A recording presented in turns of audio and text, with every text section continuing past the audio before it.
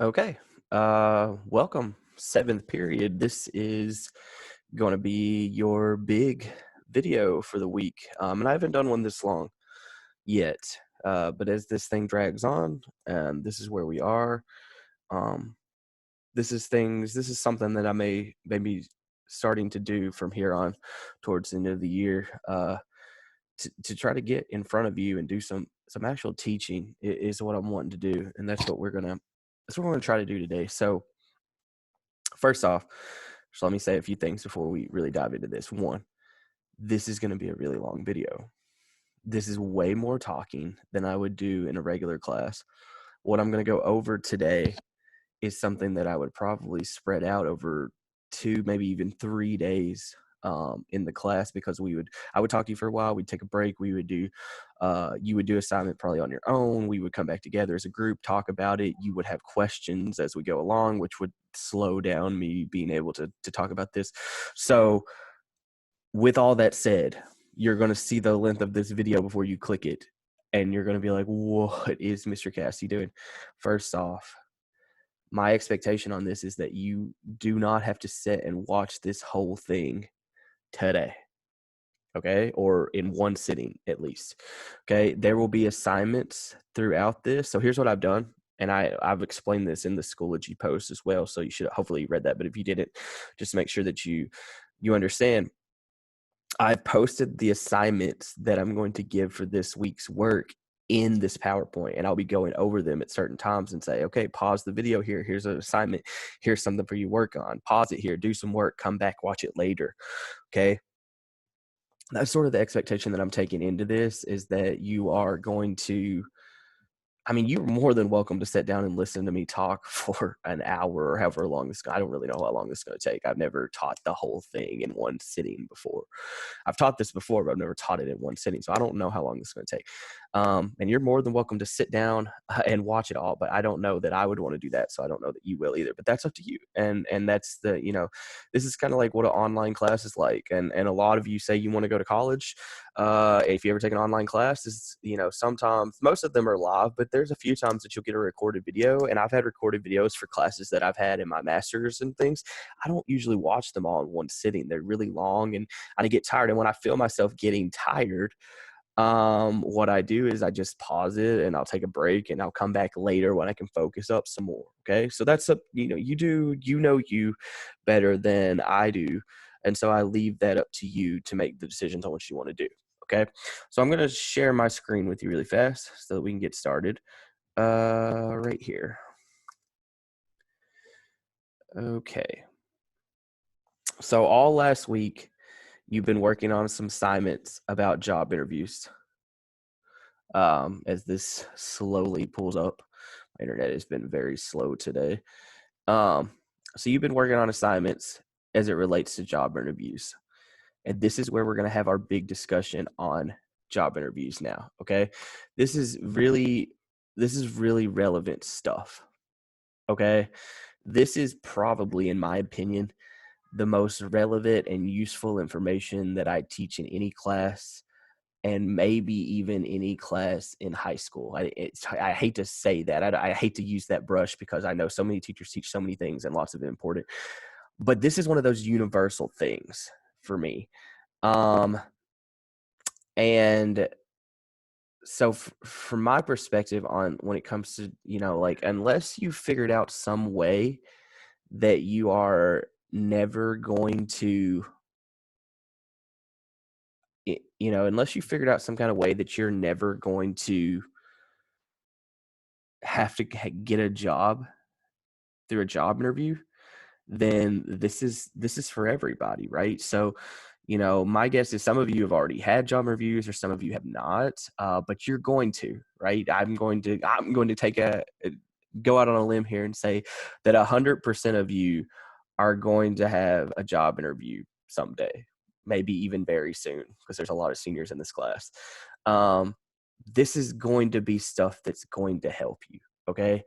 So if you're sitting around thinking, like, is this going to be real? This is like this we're talking about today could not be any more relevant than anything else that I talk about. Okay. That's just the truth. And so take your time, pay attention to this. I do have a little bit of expertise in this area. So you guys know that before I became a teacher, I was an HR. I was staff accountant HR director at the place I used to work for 4 years. So I was completely in charge of the HR department. So a large part of my job was screening resumes, screening job applications, looking at cover letters, looking at resumes, determining who got interviews. And then sometimes I didn't interview every time. It depended on the job, but I conducted quite a few interviews while I was there. So I have been on both sides. I have been, obviously someone who's been interviewed for many jobs in my life. And I've also been on the other side as the person giving the job interviews, which is completely different feeling from that side.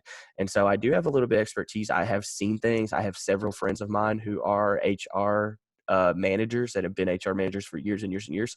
So I do get insight from them as well. So the stuff that I'm going to talk about here is super relevant information, and it's not just necessarily things that you just get online. A lot of this comes from personal experiences and things that I've seen and things like that. And so I made this full screen, but I'm not 100% sure if you can still see me at full screen.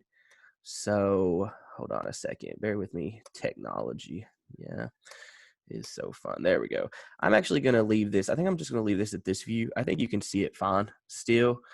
And that way, because I do want you to be able to see me as well while I'm talking. And I really can't tell. You might have been able to, but I really can't tell if you could from my end. So I know that you can now, so I'm going to back that out. So one other thing, I like doing this in class because kids have lots of questions and we're able to talk about things and have great discussions. And I hate that I'm having to do this now. And part of me wanted to hold off on it. But I've just decided I'm going to go ahead and do it now because there are other things that are also really important like this that I would like to do some videos on and teach you, because there was a lot of really relevant life things that I like to teach at the end of this senior class. And if I don't start them now, we're not going to get through them. So I'm going to start this one now. What I'm going to do after I finish this video and post it up for you guys, I'm going to open up a discussion board on Schoology. We've never done that before, but I know some of you taking college classes, and if you haven't, get ready because they love their discussion boards in college. But I'm going to open up a discussion board, and what it is going to be, if you have questions, just jot those down on a piece of paper as I'm talking. It's like, man, I wish Mr. Cassidy could answer this. You can post those questions in the discussion board, and me and anyone else in the class can can post on your question, and we can have nice full-length discussions on this discussion board even though we aren't together. Okay, so I thought about doing this live, but I'm like, man, everybody's got different schedules, and I don't know how many people can even show up. So we're going to do it like this, but I am going to give you an opportunity and a way for you can ask questions with that discussion board. So it's okay if you have questions. Please jot those down. Please ask me, because I want you to be very solid with this. Okay, so with that said, we're going to jump straight into the notes now, because I've been talking for a while just on setting this whole thing up. You have your note guides that I've shared with you on Schoology. Fill the note guide out as we go along. You can do it on paper, you can do it on the computer. I don't care, right? So fill your note guide out. Keep your note guides. These could help you in the future. Okay, you ready? So without any further ado, I'm going to go on in. Okay, so first off, the I can statement. I meant to move that to the 2, but somehow I put it on 3. So the I can statement for this lesson is I can identify ways to be better prepared for future job reviews. That's what we're going to try to do today. That's my goal. That's what I'm hoping we're going to get out of this. And I say today, this could be a 2 or 3 day process for you. That's what I'm hoping you're getting out of this whole thing here. Okay. So with that said, let's go on. So let's talk about job reviews. Okay. Job review. Having the best resume and cover letter in the world alone will not get you the job. Okay, that's the very first thing you've got to understand. The resume and the cover letter, what are they used for? They are used to get you the interview. Okay, your resume, your cover letter, application, all of these things that you're doing before the job interview, the whole purpose of those is to just get you to the job interview. Okay, they are not to get you the job. Nobody gets the job off the interview, or I'm sorry, off of the resume and the cover letter. Okay, it gets you to the interview. Interviews, job interviews, that's where the job is actually won. This is where you got to be your best. Now, this is the place where you have to separate yourself from everybody else that's there to interview for the job. Okay. You have to be able to prove that you are the best candidate for the job. And what you have to be able to do for me or anybody else that you're interviewing for, you have to make me believe that you are the best candidate. Okay. Keep in mind, this is very important. Keep in mind, when you get to the interview phase for a job, you are now up against the best of the best. Okay. There'd be many times that I would post a job online and I might get 30 applicants. So I got a stack of resumes, like this on my desk. I weed through those. I narrow the resumes down to 10. Then I'll read their cover letters. I'll look at their references. I'll look at things like that. And what I will do is I will narrow that list down to 4, 5 people max. I am not going to interview more than 5 people because the average interview usually takes about an hour. If I interview 5 people, that's my whole day, basically. It's 5 hours of my day that I've set aside to do nothing else. It isn't like my other job responsibilities are put on hold just because I have to do interviews. This is in addition to. So you're never going to interview more than 5. We typically, the place I worked in, what my friends who also work at other companies, they tell me that 4. That's 4 is usually the number that we went with. That's the number they usually go. They try to do 4. Now, sometimes if you have 5 really good people, you might do all 5. But most people try to do 4. Keep in mind, though, let's say there's 4, and you're one of them. You are up against the best of the best. We had 25 people. There are only 4 people left, 3 people that aren't you. Those 3 people are probably just as qualified, on paper at least, as you are. Okay, so this is the hardest part. And there have been many times in my life that I've gotten an interview for a job and didn't get it. And I'm trying off the top of my head, I could probably think of 7, 8 jobs that I have had interviews for, maybe more. I've had a lot of interviews in my life. 7, 8 jobs I've had interviews for that I did not get the job for. So I was good enough to get past all the other people who had applied, but I was not, I didn't make the final cut. And I will tell you from this side, from the interview person's side, the person who's giving the interview, there can sometimes be a really small margin between people. And that's things that we're going to talk about as we go through this. Okay. So they're just every little bitty thing that you can do to set yourself apart may be just enough to get you the job.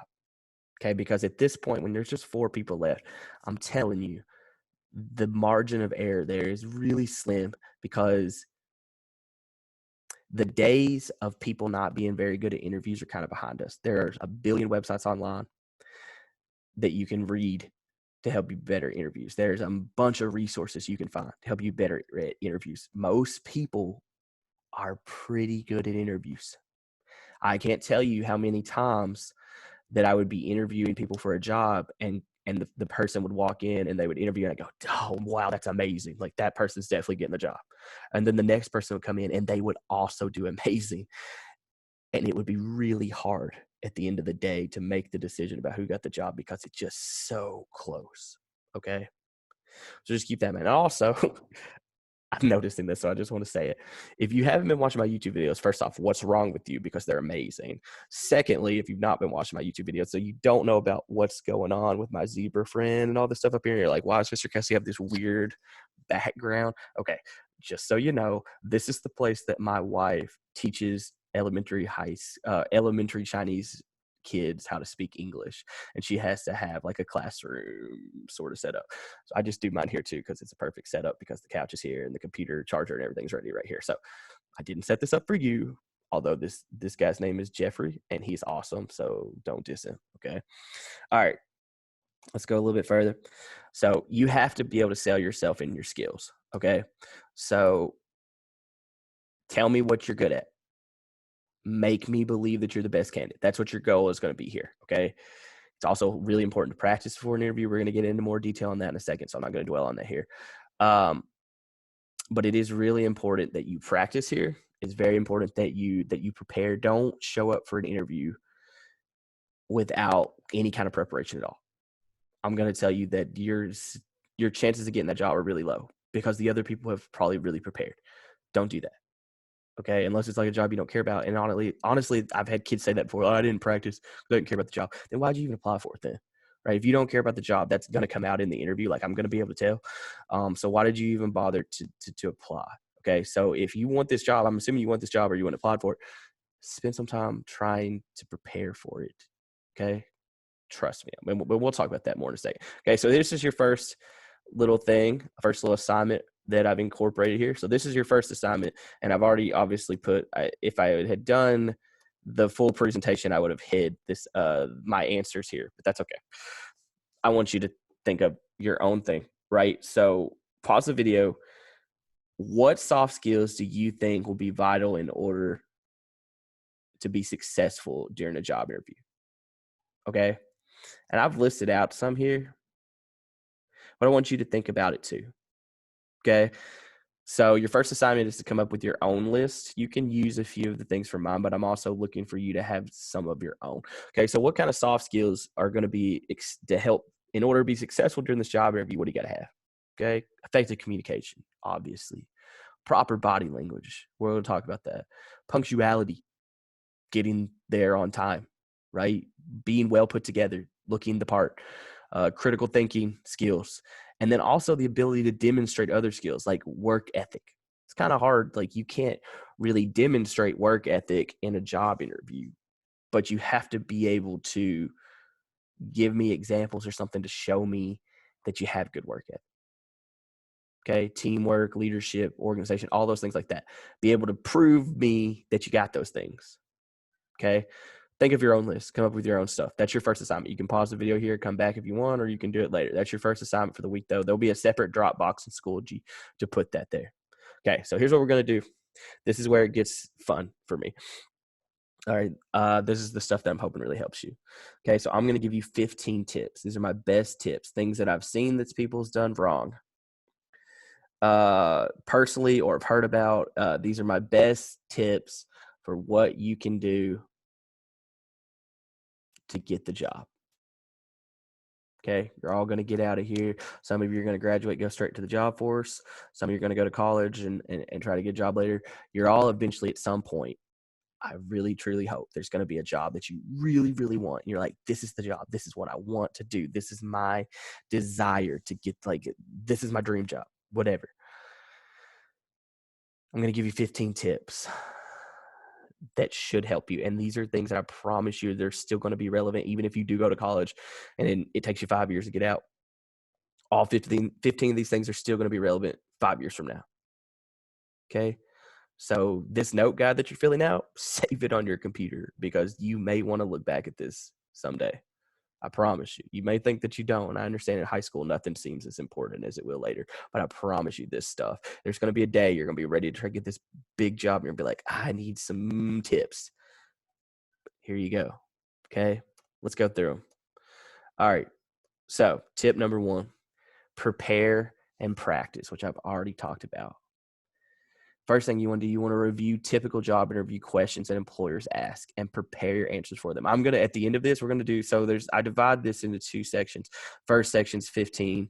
There are 15 tips that I have for you. The second thing are actually 3 sections, but the second section is common interview questions that you're liable to come across at some point, and then what good answers to what those are. So just pause right here if you're thinking, okay, what kind of questions should I? I'll get to that. Okay. But there's going to be typical interview questions that you're going to get a lot. Like, for example, tell me about yourself. Why do you want to work here? What do you know about the company? What's your greatest strengths? What's your greatest weakness? Blah, blah, blah. Okay. There's lots of like typical questions you get a lot. If you know that there's a decent chance you're going to hear this question, you should have an answer ready to go. I will tell you right now that on my list of like big questions that come up a lot, I have a rehearsed answer in my head that I have thought about and come up with that I can spout off to you in almost instantaneously. I know exactly what I want to say. That's what you should be too.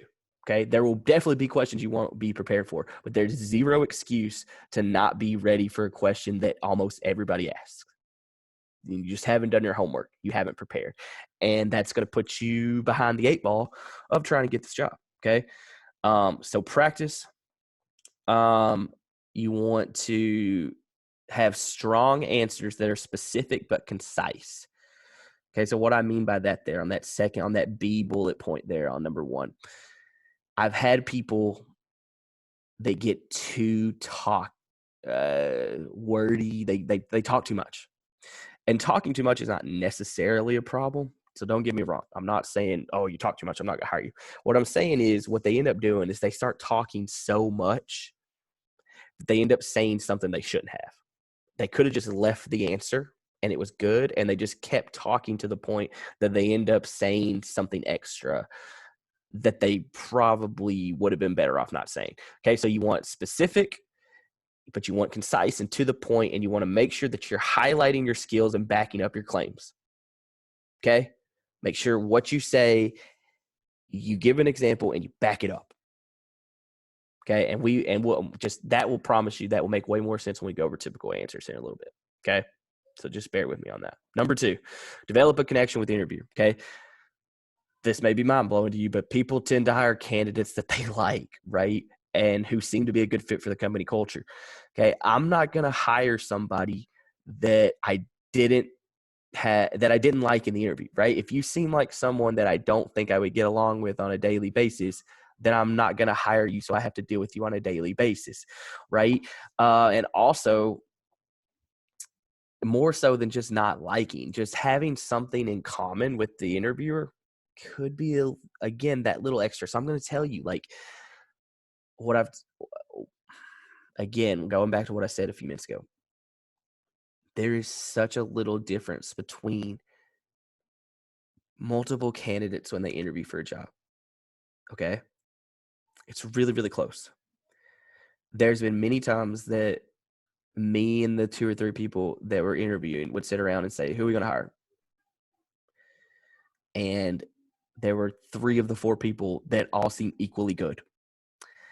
And then, you'll never know, but it gets really nitpicky about why we went with this person over that person and vice versa. And I will tell you, like, I still remember my very first interview that I ever gave. It was for, it was for the network administrator. So it was the person that was over, like, pretty much everything electronic at the place I worked. Like, the person who makes sure the computers are working, the internet's working, all the updating, all that stuff. Okay, that person. And I still remember we interviewed 5 people. We got done. There was only one person that we got done with the interview, and we all just instantly said, yeah, not that guy. But the other 4 people, we were like, they are all really good, really qualified, equal education level, all gave great interviews. How did we decide how to get the job? And I will tell you, this is just flat out tell you why this guy got the job. He still works there today. He's worked there for 6 years now. And this is I don't know if I've ever told him this or not, but because he's a pretty good friend of mine now. Why did he get the job over the other 3 people? He was the most likable person. He had a fantastic personality. He seemed completely genuine in everything that he said. I believed every word he said. He seemed completely honest. He didn't seem like he was just making up stuff for an interview. He seemed completely honest, genuine, and he had just a great personality, had a good sense of humor. He seemed like somebody that I was like, man, if I have to work next to this guy for however many years, he seems like somebody who would be awesome to work with. That's why he got the job. That's it. It was not qualifications. It was not education. It was not any of those things. I mean, you can't say that on the phone to the people that you tell to get the job, but the guy got the job because he was just a really likable person. So I'm telling you, there's such a small difference. So any connection that you can make with your interviewer is going to be helpful for you. If you go in there and they've got WKU memorabilia all over the office, you can make a pretty good shot in the dark that they are a WKU alum. Okay, most people don't put up memorabilia for colleges that they don't like, except possibly Kentucky. In this state, that happens sometimes, right? But most of the time, it's like the school they went to. If you also graduated from WKU, there's nothing wrong with you coming in and saying, "Oh, I see your diploma. I'm a WKU alum too." Oh, so the interviewer, "Oh, okay, well, hey, well, great. Where'd you graduate?" Blah blah blah blah. You talk about, maybe you spend just 2-3 minutes talking about your experiences at Duck or something, right? And you don't know if it's that little thing at the end where they're looking back and they go, well, that guy, we went to WKU. I went to WKU. I really like that story he told about his experiences at the university center, right? You don't know. So any little connection, if you look around that office and you see some kind of connection that you can show there, it's okay to let your personality shine through an interview. I want to see the person you are. Okay. Don't pretend to be the person that you think that I am. Don't pretend to be the person that you think I want you to be. Most of the time when two things are going to happen if you come in like that on an interview and you try to fake being somebody else. Because I will tell you, I made this same blunder myself when I got out of college. I would try to pretend to be somebody that I wasn't. Okay. Two things are going to happen. One, most likely one, is they're going to be able to read through you right there. They're going to be able to say, this person is not who they're pretending to be. He doesn't seem like a real person. He doesn't seem genuine, and you don't get the job. Other side of the flip side of that coin is you do get the job. You get the job based on you pretending to be someone you're not. And now what are you going to do? Are you going to pretend to be that person every day forever? Or are you going to revert back to who you are really, which is probably what most people are going to do. And then I'm eventually going to be like, who is this person that I've hired? This is not the person I interviewed, right? So don't get a job based on who you're on, pretending to be somebody you're not. I go into an interview with this mentality. This is be completely honest with you. This is 100% the mentality that I take into a job interview. I come into a job interview and I say to myself, I'm going to go in, I'm going to be completely honest. I'm going to answer the questions with the knowledge that I have. I'm not going to make myself sound, stupid. I'm going to, come across as intelligent, have nice, good, articulated answers, but I'm not going to pretend to be something I'm not. I'm also not going to pretend to know something I don't know. Right. And if I'm not good enough for the job, then so be it. But I'm not going to get the job based on credentials that aren't true. Okay. Because I don't want a job that doesn't like me for me. And you shouldn't either. Okay. Number 3. Research the company and show what you know. I'm going to tell you, I'm going to go ahead and be a little spoiler here. Almost every interview that I've ever had has asked me the question, what do you know about the company? What do you know about the company? Almost every time.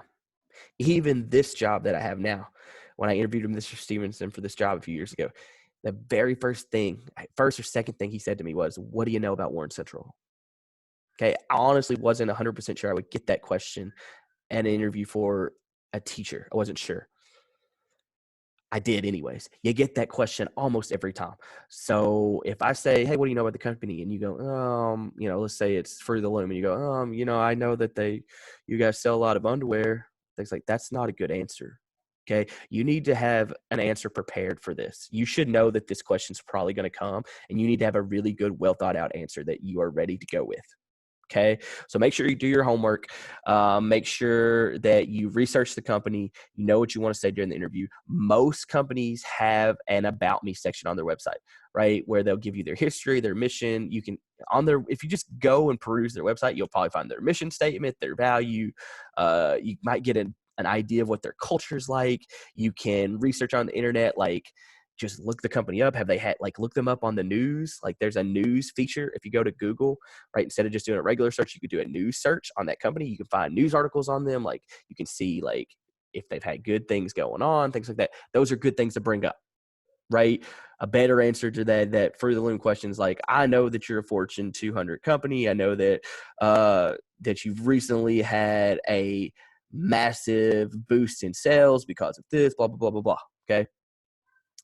What are they really looking for there? Does it really necessarily matter that you know a whole lot about Fruit of the Loom before you get the job? No. What it does show me is how interested are you in the job? Because if you're not taking the time to research us and know about us, then you can't be that serious about this job, right? And I need to hire somebody that really wants the job, not somebody who's just looking for a job. Make sure you're making that distinction in the job. That's what I'm really looking for. I know you want a job, or you wouldn't be applying for it. I want to know that you want this job, not any job, this particular job, because I want to hire the person who wants to be here, not just somebody who needs a job because they need a job. And I feel like when I got out of college, I had a bunch of interviews. I go back in my head, and again, I was young. I was 20 years old when I got out of college. That was a decade ago. Whew. I go back and wonder if there was a lot of jobs I didn't get because I seemed too much like I needed a job, because I did. because I was working part-time and I just got married and I needed a job, a better full-time job. I wonder if I came across too much like I needed a job and not enough of I needed this job. I wanted this job. Make sure you're making that decision. If you can make me feel like you really, really want this, this is your job. This isn't just a job. This is the job for me. I promise you that carries a way more weight. Way, way, way more weight. Okay? Let's keep that in mind. Let's go on to number 4. Okay, number 4 on this, and hold on, I always like to pull myself up. So I can see myself. Number 4, be on time. And by be on time, I mean be early. Early. Okay? Do not come into a job interview.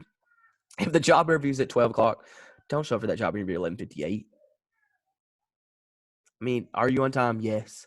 But what does that tell me about you right then if I'm really paying attention? It tells me you're one of those people that just barely gets there, just barely makes it. Are you going to be that person every single day? And if you've worked anywhere before, there's always a couple of those people that just barely get there on time every single. So look, stuff happens, right? Am I going to sit here and tell you that I have gotten to Warren Central High School 10 minutes early to work every day? No. Life happens. My tire blew out one day, and I almost thought I wasn't going to make it. I actually almost didn't think I was going to make it before kids showed up first period, but my dad actually came and let me take his car, and he decided just to take care of my car. That was the only reason I made it on time, because my dad happened to live so close to me. Things happen. But if you're every single day sliding in and, you're supposed to be working 8 and you're sliding in 7:59 on a daily basis, like, that's not a good sign. That tells me you're not super excited about showing up to work, and maybe you're not, and not everybody is, right? I'm not saying that I jump up out of bed every day going, woo, teaching, right? But I like it. It's my job, right? And anything, you don't want to give that perception, even if it is true, right? And so if you're going to give the perception during an interview, then I know that is probably who you are as a person. So try to get there at least 5 to 10 minutes early. Also, another recommendation anytime I'm going to interview at a place that I've not been before. Okay, so this is a place I've not been to before. I usually, the day before the interview, or maybe 2 days before, I will drive to that location, right? I'll leave my house or wherever I will be leaving to go to the interview that day. I'll drive there to make sure that I know how to do it. Because the worst thing you want to happen is it's time for an interview and you're actually going to be there about 15 minutes early and then you can't find it. Okay, I had that happen one time. Like, I just barely got there on time because I thought I knew where it was, and then I didn't. And my GPS was like, it's here, and it wasn't. Like, it was around the corner. Know where you're going. Okay, that's you don't have to do it, but that's my advice. And all of this is just advice. And I promise you that if you take all this advice, it will help you. So my advice is to show up 5 to 10 minutes early at least. And also make sure you know where you're going before you try to get there for the first time. Okay. Number 5, dress appropriately. Now, pay attention to the wording I use on this. I put dress appropriately and not dress professionally, because not every job is professional. You need to dress to the job that you're going to. Okay. Regardless of what the job is, you want to look polished.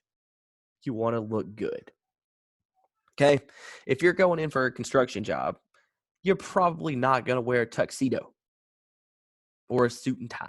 Okay, I wouldn't exaggerate with tuxedo, but you're probably not going to wear, gentlemen, you're probably not going to wear a suit and tie. If you're going for a construction job, like you're on the main construction team and you're putting up buildings on a daily basis, that's probably not, that's overkill, right? I don't think it's going to kill you. Like, if you showed up in a suit and tie, I don't think they're going, well, I'm not hiring this guy. I don't think. But it's probably overkill, right? But you also don't want to show up in a t-shirt and a pair of jeans with holes in it. Okay? Maybe that's what you'll wear on a normal day, but you're supposed to be showing me your polished professional side today, like your best self. Okay? Don't show up like that. Look presentable. Okay? So although your attire may change depending on what job you're going to, you should always look good. And here's a real world example. This is literally just 2 months ago. It was just 2 months ago. I was at Olive Garden picking up some dinner. My wife was working late at Greenwood. She said she wanted Olive Garden. So I called it in. I went down there, picked it up. It wasn't ready. Of course it wasn't. Never is. Right? So I'm sitting in the lobby waiting. They were happened to be doing interviews for a hostess that day. The people who stand behind the desk when you walk in, ask you how many people are in your party, how many, they seat you. Okay? So they're interviewing for that. Guy comes in for the interview. Obviously college student. Comes in, sweatshirt, jeans with the holes in it, comes in carrying a Starbucks coffee cup, says I'm here for this, sits down and waits. Okay. The t-shirt was not nice. The jeans had holes in them. And he brought a coffee cup in. Like, and then like she come to interview for the job. He takes the coffee with him. Like, it's weird. Okay. I'm still waiting. I'm waiting a pretty long time. Girl also comes in. She's going to interview for the job, right? She sits down next to the guy to wait her turn. She also has a sweatshirt and jeans. And she sits on her phone the whole time that she waits. Like, listen, if either one of those people, I'm not saying, again, suit and tie, if the gentleman, for instance, and I say gentleman, I'm sticking most of the guys because, again, like I am a guy, so I know more about what, when girls, what you would wear to look nice, right? But, if that guy would have come in with a pair of khakis, any kind of khakis, don't have to be like dress khakis, but just a nice pair of khakis that have been ironed and a polo, he would have set himself apart right there. If I would have looked at the guy sitting on the couch, because they were both sitting on the couch right next to each other, like literally right next to each other. I see him in his khakis and his polo, and her on her phone with her ripped up jeans and her t-shirt or hoodie. It was a hoodie. Then, and I said t-shirt. They both had hoodies on, but they weren't nice. He looks more professional than her. He looks more polished. In my mind, he now has more weight than she does, because it says a whole lot to me that he dressed up for this. You see what I'm saying? Don't underestimate the power of, especially, and I'll say this means way more in these like high school, college, while you're in college jobs that you're getting now, right? The jobs that probably won't be your career jobs. When you go to get your career jobs, everybody's going to be dressed up. But these jobs now, don't underestimate the power of putting on a nice pair of pants and a nice shirt or something, or ladies, a nice blouse or something. Putting on something nice and showing up, you're going to look way more professional, way more polished, way more serious about the job. And your chances of getting it go way up. Just going to tell you, okay? So dress appropriately. Just makes sense, okay? Number 6, put your dang phones away during the interview. Or honestly, my recommendation before, don't even take it in. Don't take it in. Why are you bringing your cell phone? Okay. At what point do you need your cell phone in this next hour that we're going to be talking? Can you not go an hour without your cell phone? Okay. When I go into a job interview, of course, I have my cell phone with me before. I leave it in my car. I do not even take it in. I do not tempt myself with my phone. Because if it's in your pocket and you go, I'll just leave my pocket. Some people get their phones out of their pocket and they're on it before they even think about it. It's just a habit. Don't tempt yourself. Just reduce your temptation and put it in your car and don't bring it in. Because here's what I'm going to tell you. When I was going to interview for a job, okay, I would be in my office. I'm going to be interviewing people that day, and they'd be stagnant over in a few hours. I'd be in my office doing other work. They would call me, say, Mr. Cassidy. Well, they didn't call me. So they called Craig. Hey, Craig, so-and-so is up here to interview with you. Okay, yeah, I'll be there in just a second. I don't drop everything right then. Like 2, 3, maybe even 5 minutes before I go up there. Okay, I go up there to check on you. If in the 5 minutes that you've had to wait for me, when you know that I am interviewing you today for a job that you say that you really want, and you know that for the next hour, I'm going to be judging everything you say and do. Everything you say and do for the next hour. The very first impression that I have of you is walking into that lobby and seeing you on your phone. That's the first impression, and you cannot have that back. Before I've ever said a word to you, the first thing I see you is you're on your phone. Is that the impression that you want to set for yourself to somebody you're trying to get to hire you? Okay? Sends a bad message. I'm going to be honest with you. This is just me, and it comes down to every hiring manager has their own decisions, but I will tell you, anytime I saw somebody on their phone before I could get to them in the lobby, they were out. Okay? I interviewed them. I didn't tell them to leave. That's rude. I still brought them in and talked to them for an hour, but it did not matter what they said anymore. They were not getting the job. It was over. Because we had enough problem with people at work getting off, like keeping people off their phones without bringing on a new person that apparently already has that problem. Because I know if you can't sit in the lobby for 5 minutes waiting for a professional interview without being on your phone, there's no way you can get through a 7-8 hour workday without doing it either. I just know you're not going to be able to. You've already proven to me that you can. Okay. And part of a hiring manager's job, part of my HR job was choosing good candidates, like picking people who were going to be good. And if I picked people who consistently were bad that we had to let go or quit or whatever, like they weren't good employees for whatever reason, after enough of that, it comes back onto me, right? So I can't hire bad people. Okay. I can't hire bad people. So if you can't stay off your phone, you're not getting the job. I would say most of the time. That's just my guess. Again, it comes down to every person, but that's from my personal perspective and other people that I know that do this. They tell me, like, if you're on your phone, you're done. Okay. So don't even take it with you. That's my advice. Okay. Second place to pause. Second assignment for the week. Okay. You going to go, computer? Yes. There we go. Okay. Second assignment for the week. This is a list of 10 different jobs. I want you, going back to the number 6, or actually it was number 5, going back to number 5, the appropriate dress. I want you to take these 10 jobs and I want you to tell me, what would you wear for that interview? Okay. If you were going to have an interview for this job, what would you wear? Think about it. Put it down. Okay. Think long and hard about what the attire needs to be. And you should be able to see as the jobs go up, your dress wear should probably go up as well, right? So think about that. Write it out. Share it with me. We will probably do another video later where I look at the answers and we talk about some of the things people said and maybe make corrections if we're on the wrong track. Okay. So that's your second assignment. You can stop the video here if you want. This is a great place to stop if you want. And you can go do this assignment and upload it to Schoology, and then you can come back and watch here. If not, you can keep powering through. Again, that's completely up to you. I leave that up to your discretion on what you want to do there. Okay. All right. Tip number 7. Here we go. This is a big one. That's why it gets a slide all by itself. This is my best tip. Well, I hate to say that. This is a really big tip. One that some people don't know. Always ask questions at the end of an interview. Always. Every time.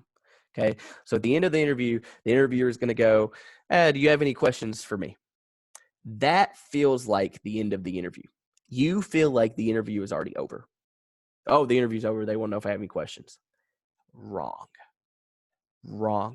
That is my last question. My last question to you is, do you have any other questions?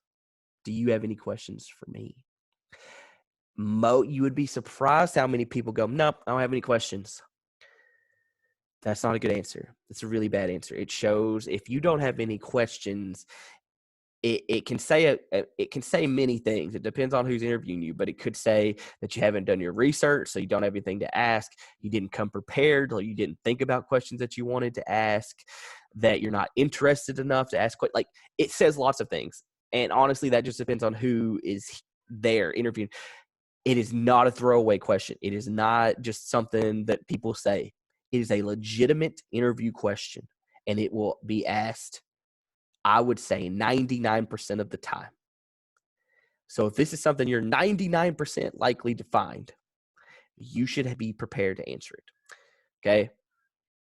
Not having questions looks bad. That's what I've said there, right? Obviously, I don't go through these notes. I talk about everything on them. You just need to feel as we go along. I'm talking about the slide in general. So I do have a couple good questions for you. So an idea of like what some good questions are. 1, how would you describe the responsibilities of position? It's always a good question. It fits for almost any job. Right now, again, depends on the thing. Like, I'm probably not, as a teacher, if I went to apply for another teaching job, I probably wouldn't ask what the responsibilities of I know what the responsibilities of a teacher are, but for most jobs that works. How would you describe a typical day in the position? That's a good question. What's the company's management style? What are the perspectives for growth and advancement? I will tell you, be careful with that one. This could be a good question, but be careful. I've asked that question a few times. And they go, well, not really anything. This is kind of like, this is it. This is the job. And be careful how you respond to that. Because if you respond to go, oh, okay, then it sounds like, oh, well, they have nowhere to go, so they're not that interested anymore. So be careful with that one, but it can still be a good question, especially if you know that there's like a good chain of like moving up in the company. That can be a good question. Those are great questions. Anything like that, right? Good, well, thought-provoking questions. Now, let me give you a few questions that I've heard. And actually, again, I like to tell you mistakes that I make. These are mistakes that I made when I was young.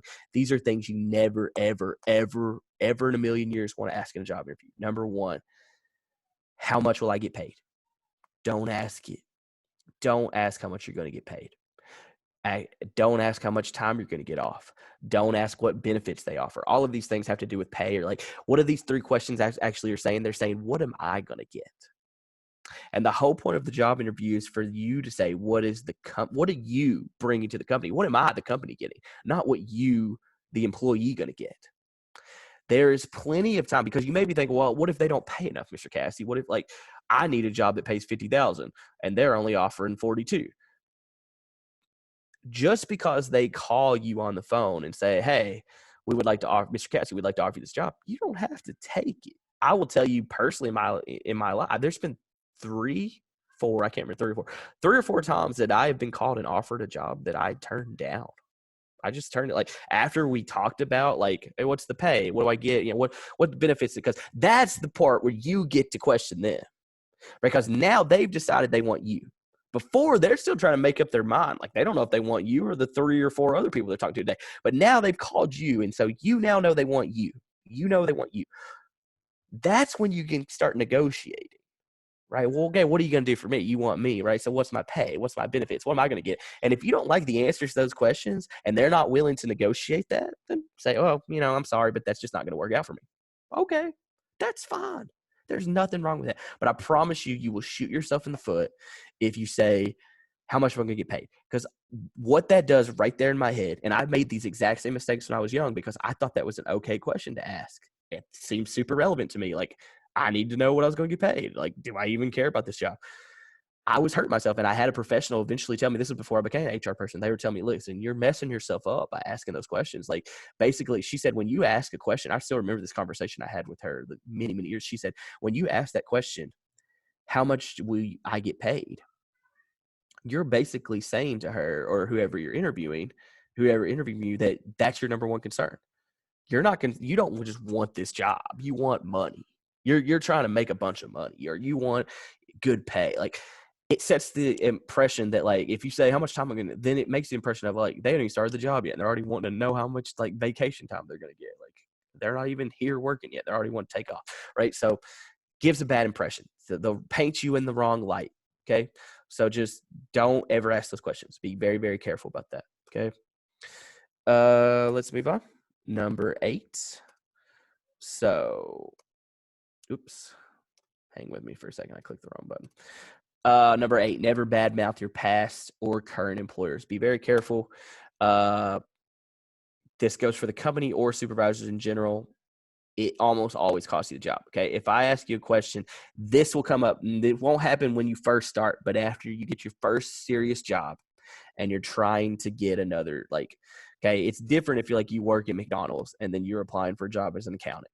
Okay. If I ask you, why you want to leave your position? Well, I'm working part-time at McDonald's. I'm ready to get my first career job. But it's really different. Let's say you become an accountant, like whatever your job is. I'm just choosing accountant because that's me. You got an accounting job and you're applying for a new accounting job. Now, let's be honest with ourselves. Why are you wanting the new job? Well, I want the new job because I am looking for more pay. I want the new job because, honestly, my boss at my other job is a jerk and I don't like working for him, and I've been there and I need out of this place and I need a new job. That's the true 100% honest answer. This is the one place where I'm telling you to not be honest, or at least not that honest. If they will ask you, why do you want to leave your current position? Your answer never needs to be, I need more pay. Don't say that. Why are you leaving current position? I don't like my supervisor. He has unrealistic expectations. I cannot work for this guy anymore. Don't say that. Okay? Don't say that. If you're already painting former companies or employees negatively as a potential employer, that says, well, how many years is it going to be before he's saying or she's saying negative things about us, right? So don't do that. Okay? Just don't do that. Make sure that you are Make sure that you are being positive as you can. Here is my go-to answer. If it's not a promotion, it's easy if it's a promotion, right? In a few years, when I try to get a principal job, and you all know I'm trying to get a principal job in the future, whenever I get this done, that's an easy one. If I go from a teacher to a principal, I apply for a principal job, and they go, "Why you want this job?" That's easy. This is, this is what I've been working towards. This is where I want my career to go. This is a step up for me. Step ups are easy because you can just say, "Oh, I'm trying to be better." Right? I'm trying to advance my career. That's easy. If you're going for a linear job where it's basically the same job you have, you're not moving up, you're just moving sideways. Be careful how you answer. This is my go-to answer on questions like that because I've had that question before in the past. Why do you why do you want to leave the place you're currently at? Why do you want to leave your current job? I go, well, I'd say something like this. Well, after a lot of reflecting, self-evaluation, and meditation, I've just come to the decision, like, this is just the place I'm at now, and what I'm doing now is just not what I want. It's not what I want to do. I love it. I love my job, and I love the people that I work with, but it's just not for me. It's just not what I want. And this job is my dream job. And this is exactly what I want to be doing every day. And as much as I hate to leave the company because I love them, as much as I hate to leave them, this is just where I need to be. That's a good answer. That's what you're shooting for. Okay. So just be careful on that. Number 9, reach out to somebody there. 70%. I'm gonna give you a statistic. This is a true statistic. 70% of people get jobs based on who they know and not what they know. That's a real true statistic. You ever heard the saying, it's who you know, not what you know? That is, I hate it. I can tell you right now that I hate that this is true, but it just is. Statistics and lots of studies have shown that 70% of people get the job that they have because they knew somebody that worked at the company over them just randomly applying for the job and being qualified. Qualifications almost 30% of the time they come into effect. 70% of the time they don't. If you know somebody there, you are significantly more likely to get that job than if you didn't.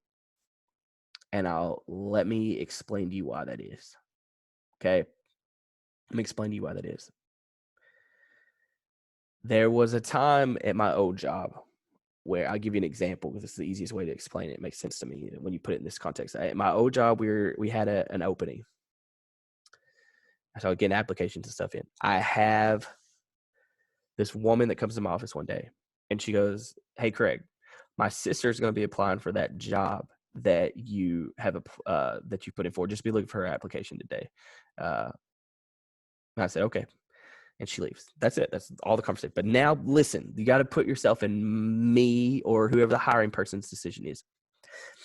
I have to work with this other lady who already works there every day. Whether her sister gets the job or not, I've got to work with her every day. If she comes in and tells me that her sister's applied for that job, I have to at least interview the sister. If I don't interview the sister for the job, what I'm basically just telling her is that I don't care that it's her sister and it means nothing to me. Or let's take it even a step further. If somebody come in and says, "I recommend this person for a job. They're a great person. Like, they're my friend or they're my brother-in-law. Like, they'd be great." If I don't at least interview that person, I'm basically telling them that their opinion doesn't matter to me, that I'm going to do what I want. And what I've probably just done is made myself a little bit of an enemy at work. And I hate that but this is real life stuff here, right? And so we don't pull any punches in this class. This is real life stuff. If I make an enemy out of this lady I have to work with her every day, and it's not worth that. So just think about that. Because she came and told me her sister was applying for the job, her sister bypassed the 20 other people that had applied for the job, and she got an automatic interview based on just the fact that she happened to be related to somebody that worked there. I would have interviewed her. Like, her qualifications were fine and she ended up not getting the job. But even if her qualifications were terrible, I still would have interviewed her for the job, because it's very easy for me to go back to that sister later, which is what I did, and say, "Listen, I interviewed your sister because, you work here and you're a valued employee. And we interviewed her. It just, her qualifications just weren't nearly as good as some of the other people. She was great and she gave a great interview, but honestly, her qualifications were just not gnarly as good as some of the other people we interviewed. That's an easy sell. And most of the time that doesn't make the current employee mad. Usually, I mean, it could, but most of the time those people go, well, okay, well, I appreciate you interviewing my sister and giving her a chance. I will tell you, there was one time I got trumped on. So we had a same situation at work. This woman's daughter applied for the job and she was not qualified. She was not. She shouldn't have gotten an interview. But I said, this was early when I worked there, I said, we need to interview her because this other person's going to be mad if you don't. And they go, she's not qualified. We're not interviewing her. I was like, okay, but I'm telling you, it doesn't hurt anything for us to interview her. They didn't. And that other lady got really, really mad. The mother got mad. Like she was hard to deal with for months at work. Not me personally, but with other people like who had made that decision. She was really hard to work with. So if you know somebody or you have somebody at a place that will vouch for you, you are significantly more likely to at least get an interview. And honestly, at the end of the day, you are more like, sorry, I keep seeing how long we're going here. We're going pretty long. I may need to stop this soon. And, you're significantly more likely to get that job. Okay. Significantly more likely to get the job. And again, going back to the sister thing, all things being equal, if I get to that scenario where I get down to 4 candidates and I throw one up, let's say I got 3 candidates left and the sister's one of them and the other 2 candidates are just as good. All 3 of them, I can't make up my mind. I'm choosing the sister every single time. If somebody has recommended you for this job and I'm interviewing for it, and I can tell you my other HR friends tell me the same thing. If somebody has recommended, somebody who currently works there has recommended somebody for this job, and everybody else is just as qualified as them, we're going to give the nod to the person there. Because now, if I come back and tell the sister that I did hire her sister, I've just made 2 allies at work. Both of the sisters are now on my side. Right? The first sister's happy that I hired her sister. The other sister's happy that I hired her. I've got 2 allies, 2 people in my corner if I ever need them for something. And guys, that's real world politics, work politics at work right there. Like that's just how it works. So my biggest advice I can give you when it comes to like network and network hard. And we've talked about networking in this class, but you need to make sure that you are making contact with people and keeping up with them and leaning on them when they need it. Okay. Because it does help. We're going to do one more. I'm actually going to say, I've been going for a long time. I thought I could do this whole thing and put up, but this video is getting really long. I'm going to do one more and then I'm going to just make a separate video. Okay, because this is really long. I'm just going to make another video. So number 10, and this will be the last one for this video, and then we'll stop. And I do have other assignments for you. So just know this is the first video, and I'll make a second video. I'm just afraid this is going to be way too long for YouTube. So I'm going to cut this one and then make a second one. So number 10, continue to highlight your skills and expertise. Okay. You've talked about on your resume what you're good at, what you're not good at. You did the same thing in your cover letter. You just want to make sure in the interview that you do the same thing. Make sure you continue to say what you're good at, what you're not good at, why you're good at it, that sort of thing, right? There's a lot of people, and I'm one of these people who I don't like to brag on myself. I don't. But in a job interview, you cannot do that. That is not the place to do this. If you don't brag on yourself, nobody else is going to. Okay?